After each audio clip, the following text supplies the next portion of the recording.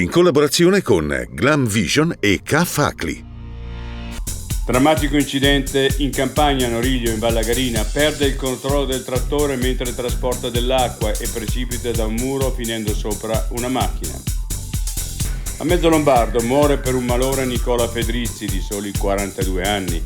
Lutto in paese e il sindaco Girardi dice: una delle persone più buone che abbia mai conosciuto. Rovereto, città della pace, morto un altro senza tetto.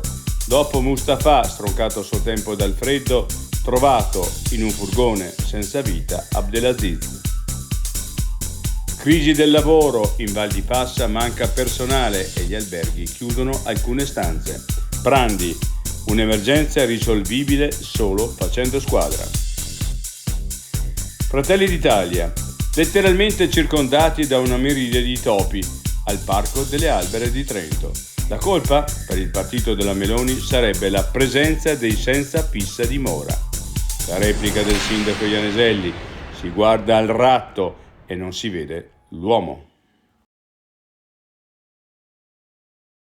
I difetti visivi sono tanti: miopia, astigmatismo, ipermetropia. Il pregio è correggerli con occhiali davvero glam. Con Glam Vision puoi prenotare l'analisi gratuita della vista e poi sfoggiare i tuoi nuovi occhiali che possiamo creare per te. Scopri di più su glamvision.it.